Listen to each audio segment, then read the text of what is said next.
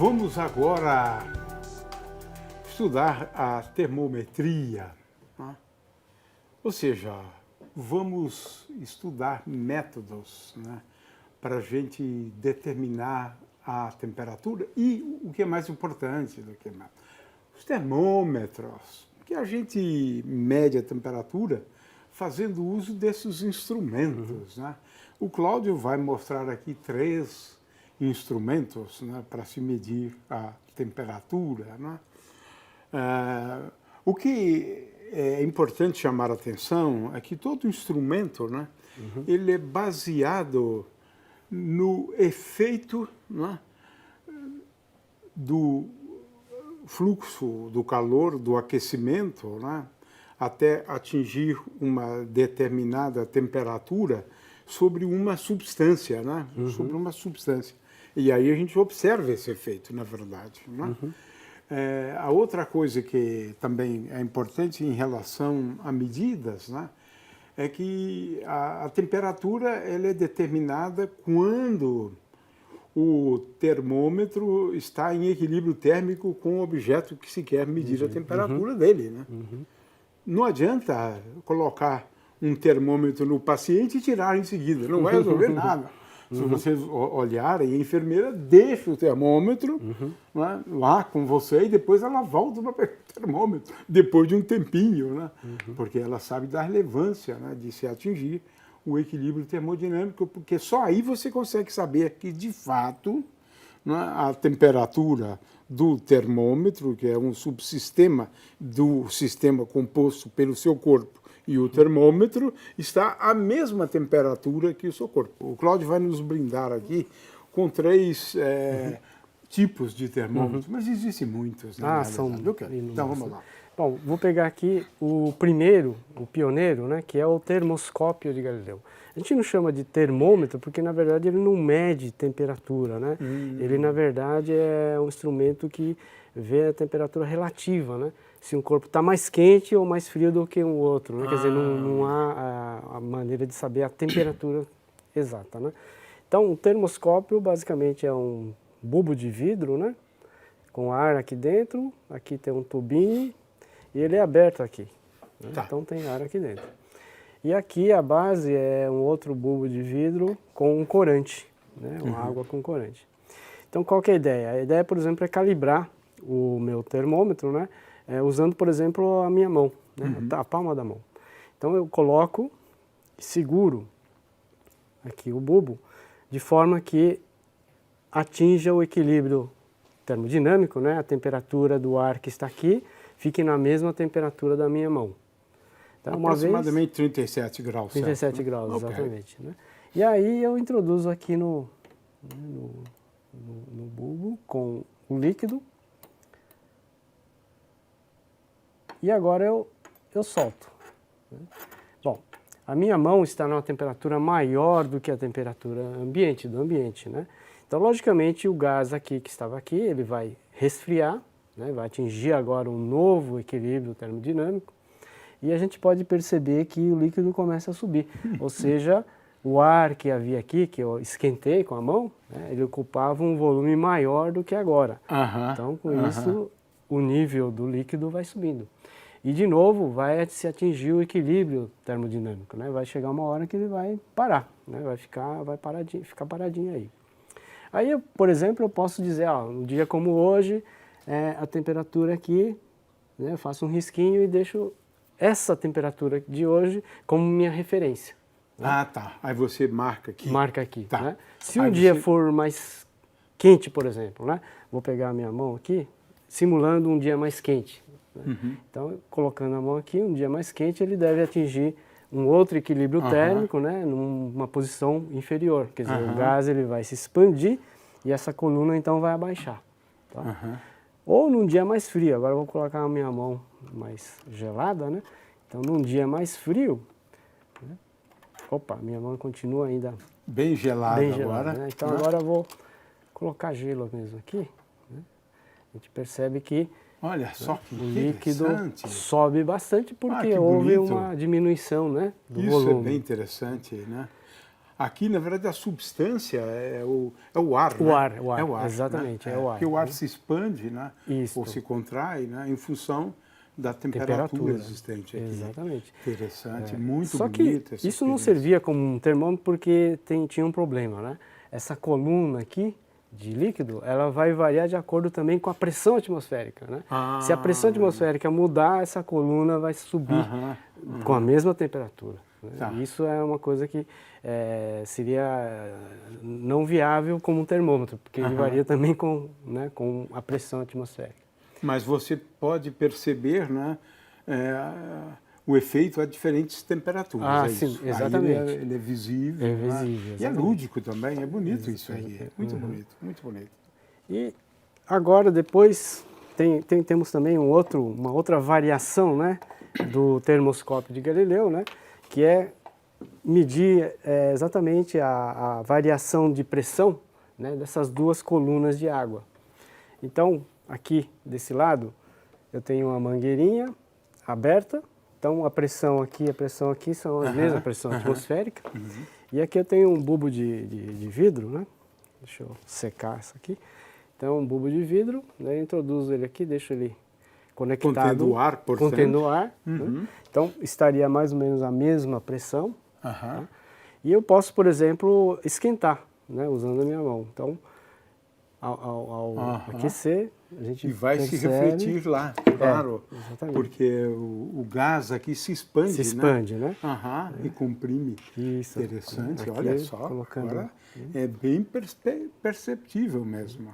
E se eu puser na água fria... Olha que interessante, com água fria E aqui... e depois com água quente. Então aqui daria até para fazer uma calibração ali, né? Mas da mesma forma ela tem a influência da pressão atmosférica. Né? Então esse tipo de termômetro não era muito interessante para medir, porque com a variação da pressão atmosférica não havia precisão nenhuma. Em seguida vieram esses termômetros, né, que utilizam agora um líquido para se determinar a temperatura. Agora quem se expande é o líquido, né? Se expande é o líquido. Ok. E como ele é E todo tem que fechado... ser bem sensível, né, ao aumento da temperatura. Né? Ou a redução. Né? Exato. Ele tem que ter uma constante dilatação térmica elevada, quer dizer, ele tem que dilatar bastante, né, com a variação de temperatura. Que líquido é isso? Esse é o querosene. Ah, querosene, é? Querosene. O querosene ele tem uma vantagem, né? Por exemplo, se eu colocar em água com gelo, fundente, com sal, temperaturas menores do que 0 graus, ele não vai congelar. Né? Se fosse água, por exemplo, ele já congelaria. Temperaturas acima de 100 graus Celsius, por exemplo, se eu puser um outro líquido mais volátil, como álcool, por exemplo, ou água, ele ferveria. Né? E o querosene não, para ferver precisa de 200 graus para cima. Então, o querosene é mercúrio, né? mercúrio, sim, muito, sim. Né? Se Mas usou interessante, muito. Gostei da ideia Exatamente. da querosene. É que o mercúrio, que hoje em dia, ele é proibido, né? Porque é um produto muito venenoso. Quando quebra, ele é venenoso, então é proibido o uso de mercúrio. Então, aqui a gente pode observar a dilatação térmica. Agora é baseado na dilatação térmica do líquido. Do líquido, né? exatamente. Então, aqui água quente, né? Então, a gente pode observar que o líquido tende a aumentar o seu volume, né? Uma dilatação volumétrica. E a gente pode usar como referência a água fervente, né? E aí a gente colocaria a água fervente a 100 graus Celsius. E a 100 graus Celsius ele atinge até que altura? Até aqui, né? Aqui seria até aqui. aqui. Tá ali. Exatamente, 100 graus Celsius. Tá. 100, 90 graus, 80... Exatamente. E a calibração é feita assim. Né? Água em ebulição, faço uma marcação. Né? Depois, água com gelo fundente, faz-se uma outra marcação. Seria o 0 graus Celsius. Agora vai mais... Tá? E a ideia é fazer a separação, fazer a divisão, né? Em 100 partes iguais. Então, ele é baseado nesse efeito, né, da dilatação com a temperatura, né? Exatamente.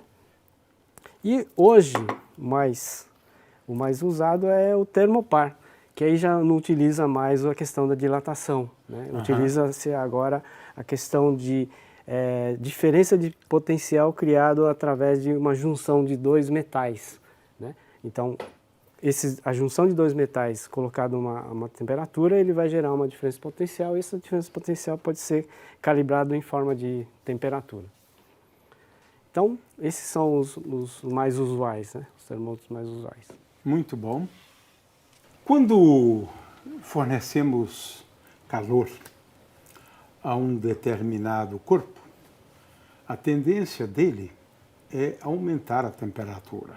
Nem sempre, né? Porque numa transição de fase ele fica sempre a mesma temperatura. Você vai fornecendo calor, ele insiste em manter a sua temperatura até encerrar o processo de transição de fase. Mas é assim, né? Eu forneço calor, o corpo aumenta a temperatura. Ao aumentar a temperatura, acontece dos materiais se dilatarem, né?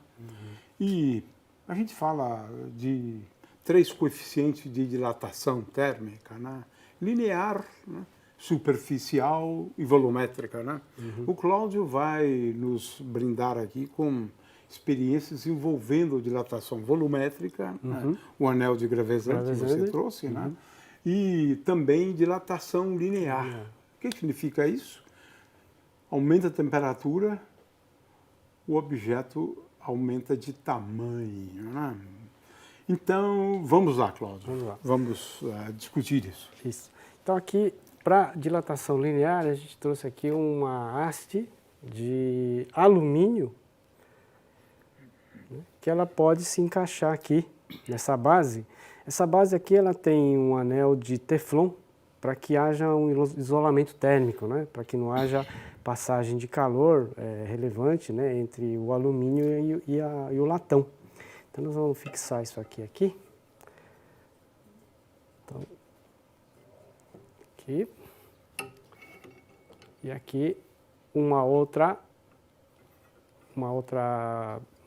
suporte, né, para exatamente não deixar ela cair. Mas ela pode se deslocar para cima Exatamente, e para baixo. ele é folgado, né? Ele é folgado, ele pode se né, deslocar para cima e para baixo. Né? Ótimo. E aqui é uma fibra de vidro para exatamente evitar também muita troca de calor, né? É um isolante térmico, né? Tá? E aqui em cima nós vamos instalar um relógio comparador, né? Um relógio comparador é um instrumento para medir pequenas distâncias, né? Pequenas variações de comprimento, né? É bem sensível, bem sensível, né? Bem Cada divisão dessa equivale a 1/100º de milímetro, né? Então, quer dizer, é possível medir pequenas variações de comprimento. Então, a gente vai instalar aqui, né, o relógio comparador.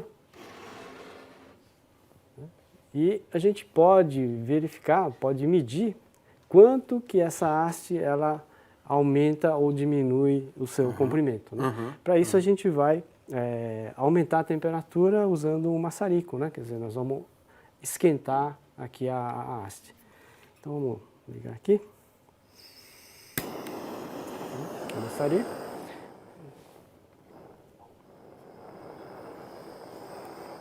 E conforme a gente vai esquentando aqui a haste, né?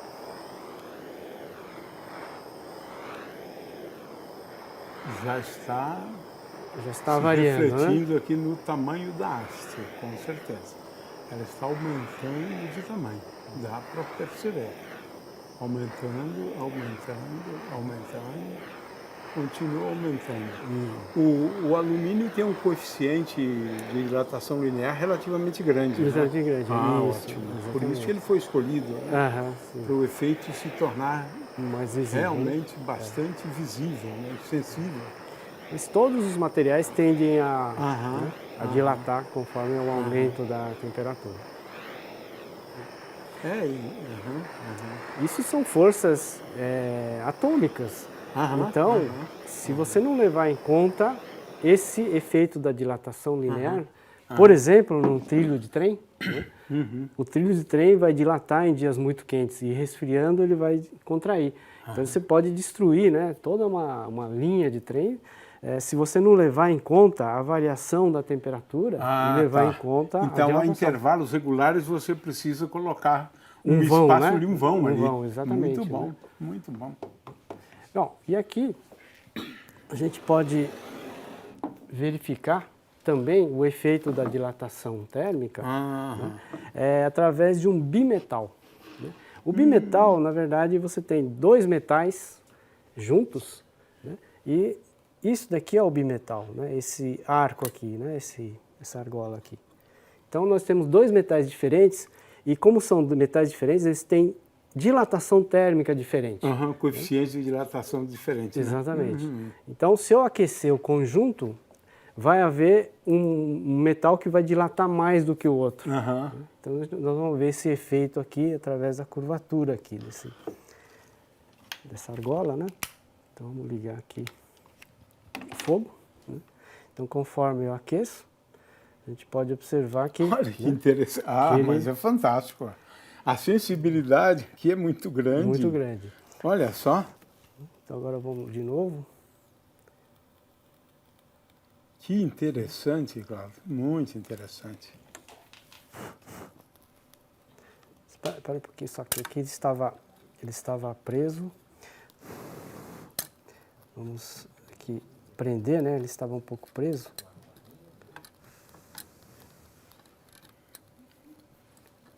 Então vamos... Assim, olha né? só, impressionante. Aí conforme eu resfrio, impressionante, Cláudio. Olha só. ele volta, né? Interessante, muito interessante. Agora, fantástico, fantástico. Então isso mostra também a emenda desses metais está mais ou menos onde? Em que ponto ali? São dois metais juntos. Né? Juntos, eles fazem, né? Tá. E de um lado ele dilata mais que o outro, então ele começa a dobrar. Né? Sim. Então, muito essa bom. Que é muito a bom. ideia do par bimetálico. Né? Isso é usado em contatos, né? Relé, de pisca-pisca, né? Então existe esse contato que você pode aquecer o bimetal através de uma corrente elétrica. Ao aquecer, ele desliga o contato, por exemplo. Né? Então você pode fazer um bimetal, ferro de passar roupa, por exemplo. Né? Tem muito interessante. Contato. Com aplicações, né? Claro. Aplicações, sim. O Cláudio agora vai repetir uma experiência famosa, né? Experiência lá dos anos 1700, né? Início do século XVIII, um físico holandês, né? Willem Gravesande. Ele fez essa experiência na qual é fácil comprovar, né? A dilatação volumétrica. Né? O volume aumenta quando a gente aquece um corpo. Isso fica bastante fácil de ser entendido. Né? Então vamos lá, Cláudio. Vamos lá. Então aqui uma esfera maciça de latão. Latão. Ele é pendurado por essa correntinha, né? E aqui uma espiriteira para aquecer aqui a Mas esfera. primeiro você precisa mostrar que passa, né? Sim. Logicamente mostrando, né, que sem aquecer, ela passa com a maior facilidade. Né? Sim, né? sim. Claro. Ela passa. Né? Porque o que se vai demonstrar é o que acontece antes e depois. Né? Sim, então, sim. Antes, tranquilo. Passa. Essa bola passa. O diâmetro dele é menor do que o diâmetro da argola, né?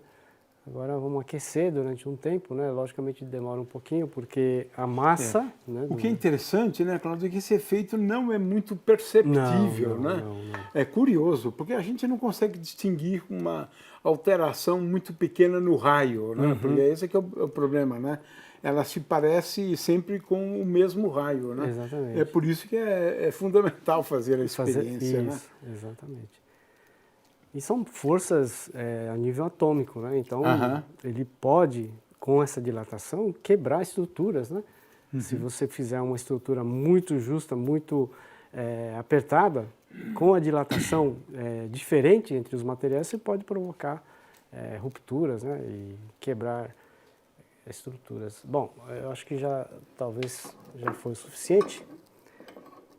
Olha, né? Ainda consegue, mas que interessante. Quase. Com muita dificuldade agora, hein? Com muita dificuldade. Interessante. Você pegou realmente num ponto bem curioso. É o limite entre uma situação e outra, né? Porque agora você conseguiu fazer passar, mas com muita dificuldade, né? Dificuldade, Muita isso. dificuldade. Vamos deixar mais um tempinho, vamos ver agora se ele já está dilatou o suficiente, né? Olha, Pronto, agora já, não consegue agora mais. não consegue mais. Ok. Agora Ela vamos, cresceu. vamos esperar A bola esfriar. de alumínio cresceu. Isso. Ah, interessante. Esperar esfriar, né? Porque Esperar esfriar aí- um pouquinho, né? Ah, interessante. Muito bonito. Gostei, claro. Olha só. Ah, Esfriou, esfriou. ele desceu. Muito interessante. Gostei, gostei. Bem bacana. Muito, muito interessante. Ok, muito obrigado, então.